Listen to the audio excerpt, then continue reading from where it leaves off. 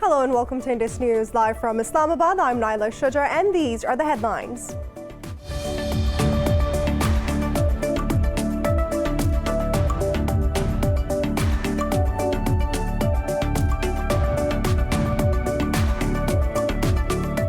People have been killed in a car bombing followed by an armed attack in Afghanistan's eastern Ghazni province.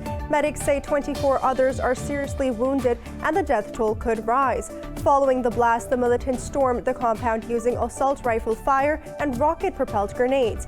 No group has claimed responsibility for the attack as of yet.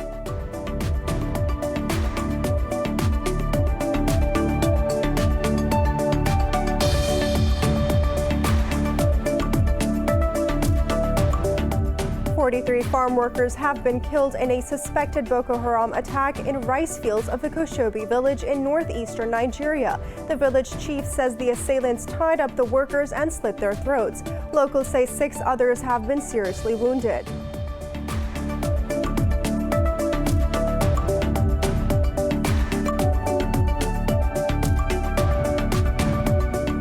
In Ethiopia, the leader of the rebellious Tigrayan forces says that they will continue fighting the federal government. His statement comes hours after the government declared military operations in Tigray complete. Earlier, Prime Minister Abiy Ahmed said the government forces had taken full control of Tigray's capital, Mekelle.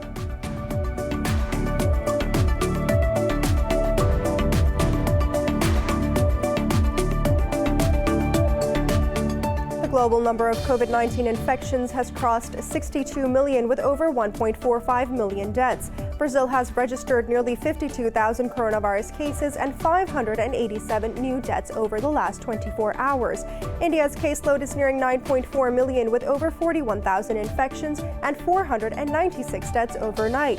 Pakistan has registered over 2,800 cases and 43 fatalities overnight as the death toll nears 8,000.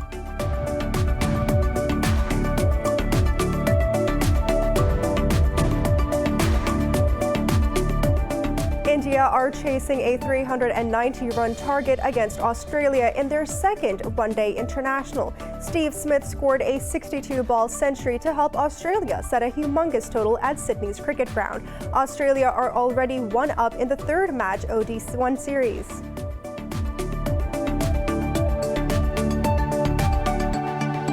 For news and details, stay tuned. We'll be right back after a short break.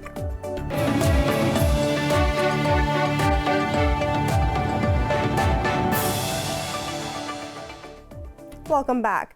30 people have been killed in a car bombing followed by an armed attack in Afghanistan's eastern Ghazni province. Medics say 24 others are seriously wounded and the death toll could rise. Following the blast, the militants stormed the compound using assault rifle fire and rocket-propelled grenades. Head of the provincial council said the bomber targeted the Afghan National Security Forces compound in Ghazni. He said army commandos were based at the compound. Meanwhile, another suicide attack targeted the head of the provincial council in the capital of southern province of Zabul. Head of provincial council Atajan Hakbayan was wounded in the attack along with 3 others. No group has claimed responsibility for the attacks.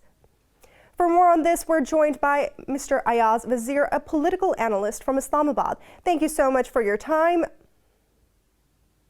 My pleasure. So today, sir, 30 people were killed in a car bombing on Afghan forces in Ghazni. It comes after the United States announced withdrawal of most of its forces from Afghanistan. Can Afghan forces take control of their country's security without help of foreign troops?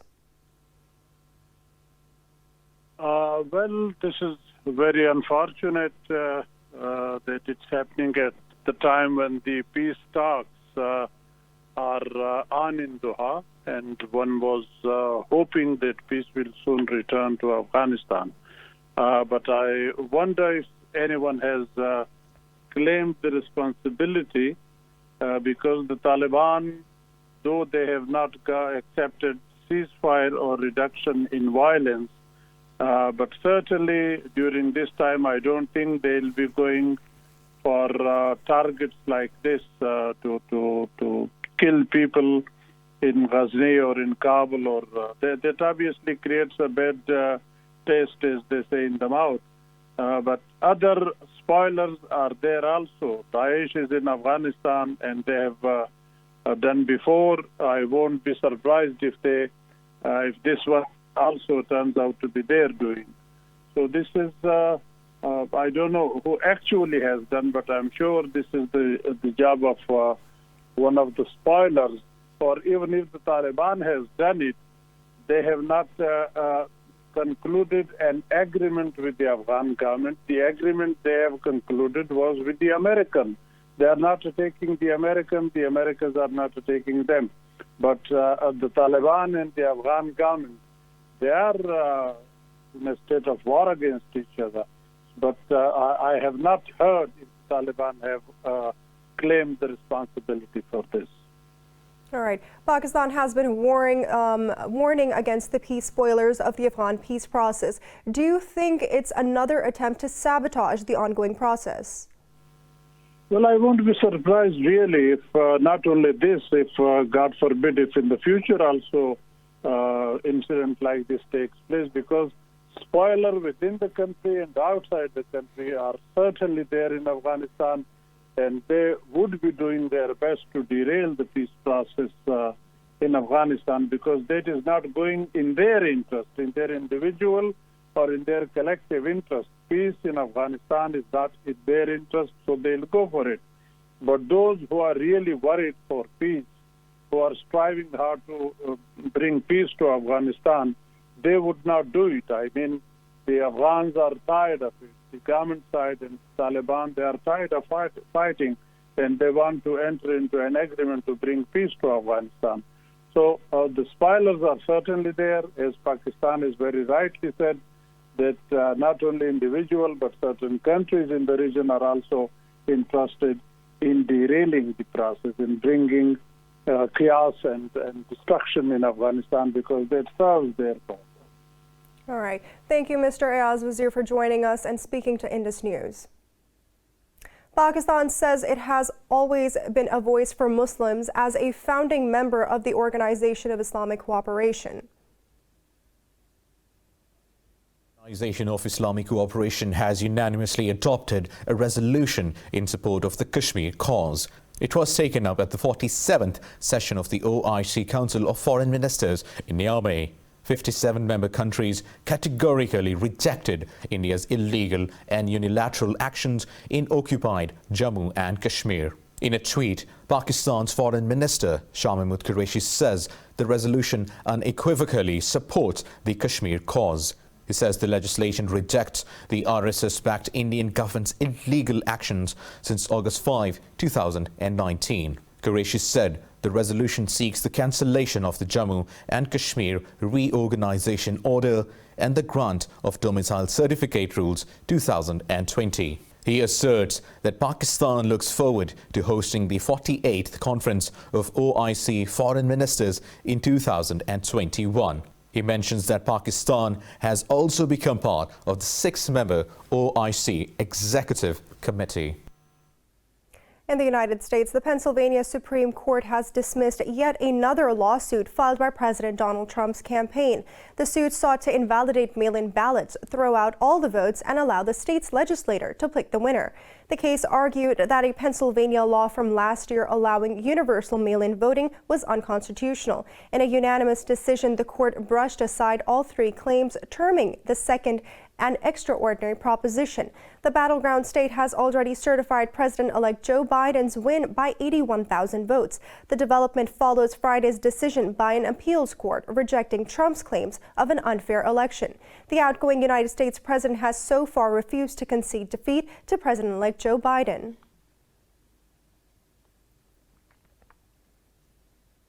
The global number of COVID-19 infections has crossed 62 million with over 1.45 million deaths. Brazil has registered nearly 52,000 coronavirus cases and 587 new deaths over the last 24 hours. More in this report.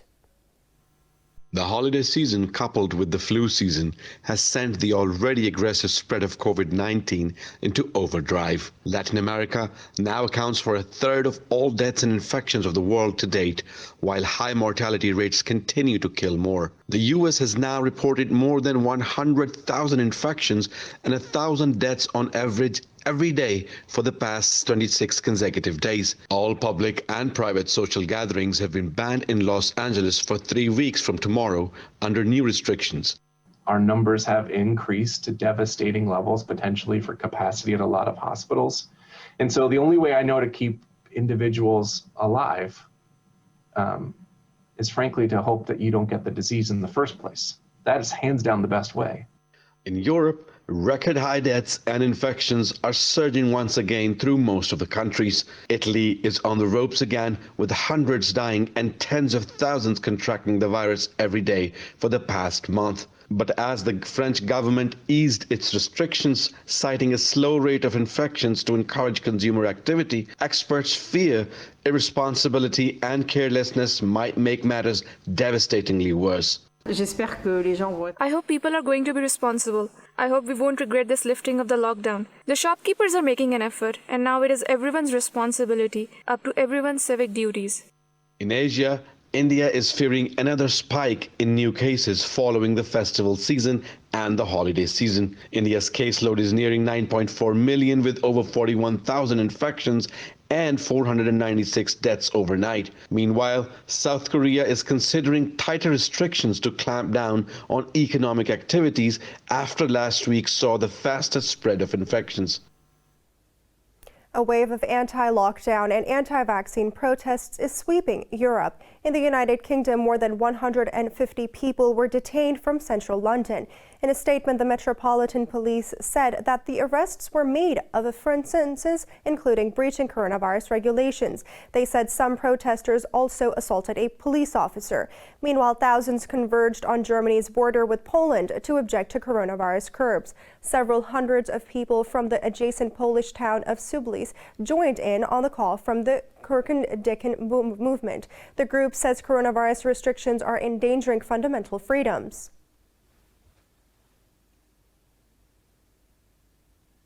In Pakistan, 43 people have lost their lives to COVID-19 over the past 24 hours, pushing the death toll to 7,985. The health ministry says 2,257 people tested positive for the virus overnight. The ministry says there are more than 47,000 active COVID-19 cases in the country. It mentions that out of over 395,000 countrywide cases, almost 340,000 people have recovered so far. The ministry says over 171,000 cases have been detected in the province of Sindh, while the Punjab has reported over 118,000 cases.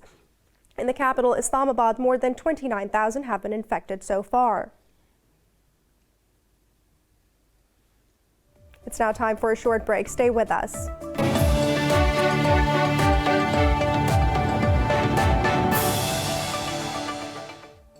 Welcome back. Iran's Foreign Minister Javad Zarif urges the European Union to abandon its double standards and condemn the scientist's killing.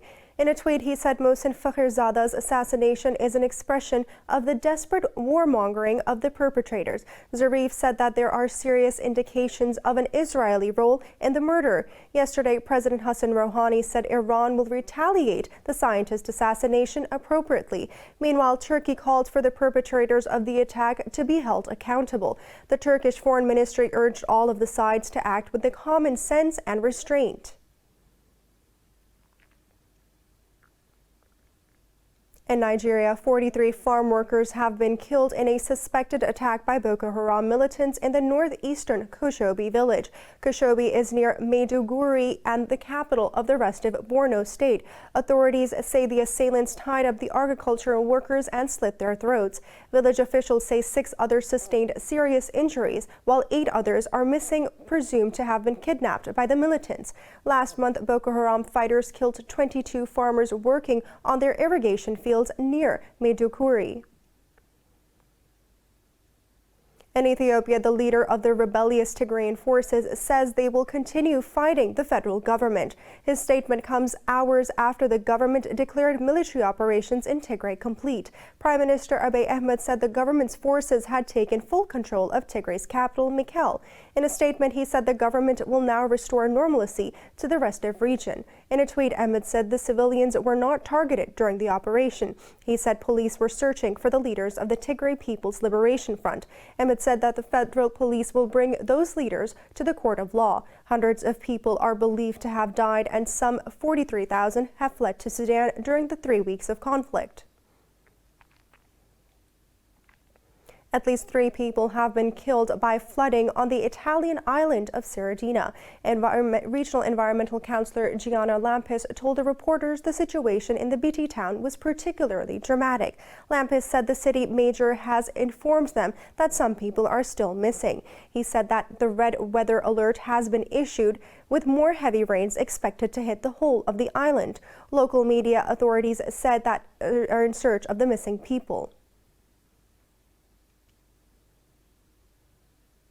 In Australia, authorities have issued a total fire ban as parts of the country stifle through the hottest night of November. According to Ruler Fire Service, dry weather conditions in New South Wales pose a severe fire danger. Temperature in Sydney surpassed 40 degrees Celsius, with New South Wales, South Australia and Northern Victoria crossing the 45-degree mark.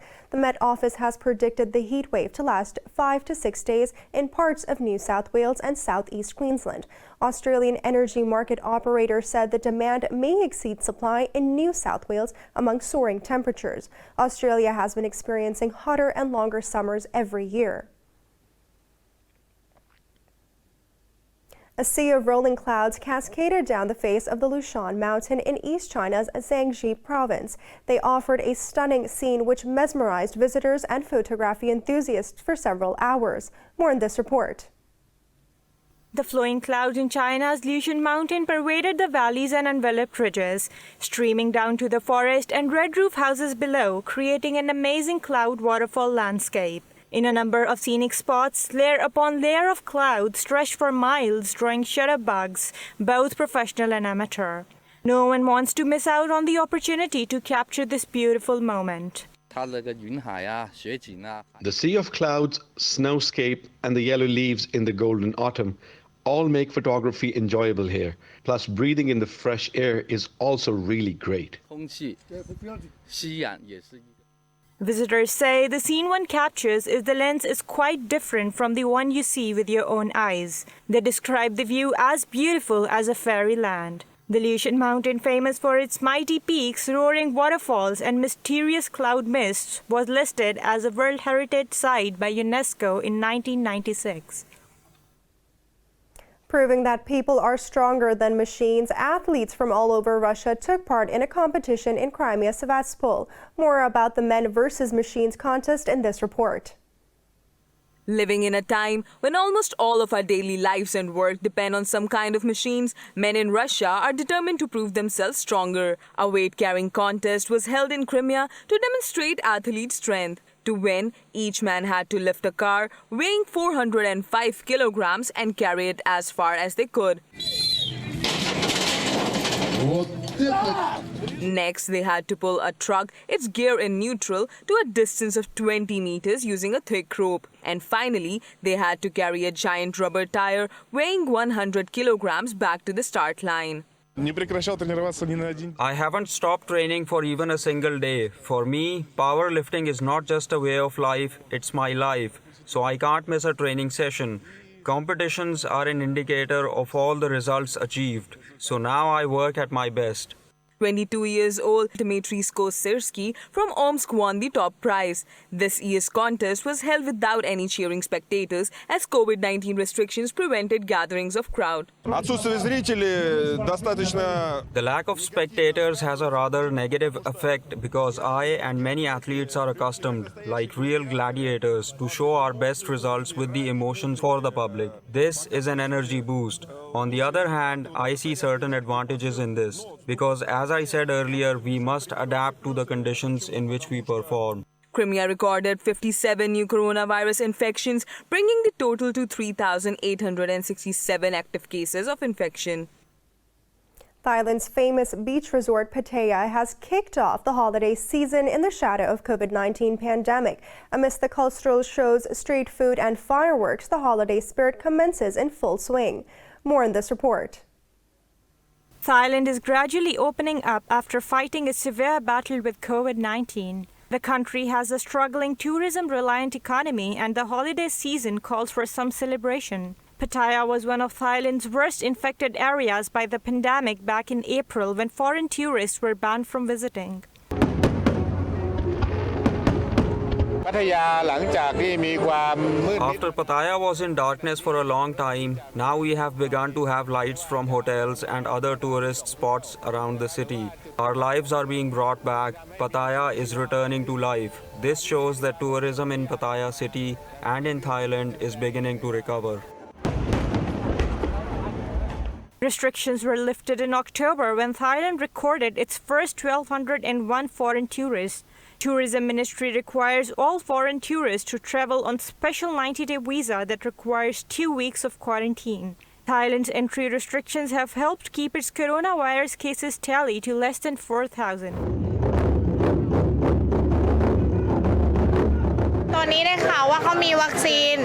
Now that we've heard about vaccine, we are a bit delighted that a vaccine is coming. We are afraid of COVID-19 too. We want everything to go back to what it used to be. Because if the situation remains like this, we cannot survive. The country plans to restart talks with China on a travel bubble to boost the economy, which the government predicts will shrink by 6% this year. China's Chang'e 5 probe has entered the lunar orbit, completing a vital step on its way to collect and return moon samples. Details in this report. China was late to the space race, as it didn't send its first satellite into orbit until 1970, but it has caught up fast. In a first such attempt by any country in 40 years, Beijing launched a mission to return moon samples to Earth. Now the Chang'e 5 probe has entered the lunar orbit after flying about 112 hours from Earth. When it is approaching the moon, it needs to slow down to be captured by lunar gravity. At the perihelion, we have to ignite the fuel in the engine so that the probe can enter into the lunar orbit. That's the function of braking at perihelion. Without braking, we will fly over the moon. Braking at perihelion is a critical maneuver, as the probe, traveling at a high speed, needs to lower its relative velocity to enable it to be captured by lunar gravity. But for the Chang'e 5 probe, which weighs 8 tons, its engine thrust is just 3,000 newtons. Thus, it requires a second braking before it is captured by the lunar gravity. Since it is too heavy, we will have it traveling along a big elliptical moon orbit after the first braking. The orbit period is about 8 hours. After orbiting 3 times, which takes about 1 day, we will start braking a second time to enter the orbit with a perihelion of 200 kilometers. Only 2 other countries, the United States and the former Soviet Union, have so far brought samples back from the moon. Actor David Prosey, the man who donned the iconic Darth Vader suit in the original Star Wars trilogy, has died at the age of 85. Speaking to media, his agent Thomas Bowington said the actor's demise after a short illness was a heart-wrenching loss. Bowington said through Prosey became famous for playing monster roles, he was a true hero in real life. His acting career spanned 50 years. In 2017, Prosey appeared on the screen one last time in a music video from Welsh rock musician Jace Lewis. He represented England in weightlifting at the Commonwealth Games in the early 1960s before embarking on an acting career.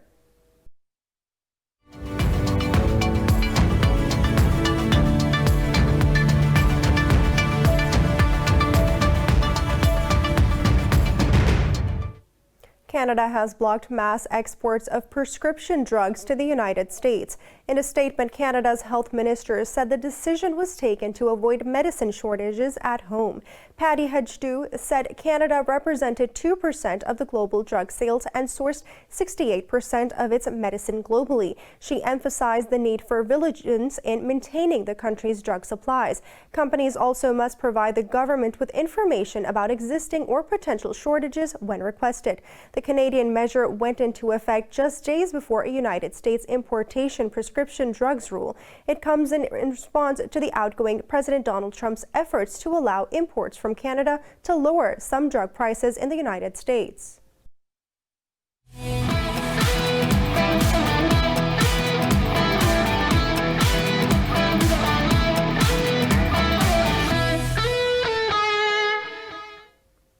India are chasing a 390-run target against Australia in their second one-day international. Steve Smith scored a 62-ball century to help Australia set a humongous total at Sydney Cricket Ground. Both openers David Warner and Aaron Finch scored half-centuries to give Australia a strong start. Glenn Maxwell then scored a quick 63 of 29 down the order to make things more miserable for the visitors. Australia are up 1 in the third match ODI series. Mike Tyson's exhibit fight against Roy Jones Jr. has ended in a draw at the Staples Center in Los Angeles. While there were no ringside judges to score, the World Boxing Council formed a set of judges that remotely scored the bout. Tyson came out firing and was in control of the bout the entire way. Jones Jr. managed to pick up the pace in the later rounds, enough to earn him a draw against brutal Tyson. After the fight, Tyson shot down any idea of making a return to professional boxing. Tyson has not fought since a loss to Kevin McBride in 2005. The 51-year-old Jones, who has simultaneously held a record 7 belts, last fought in 2018.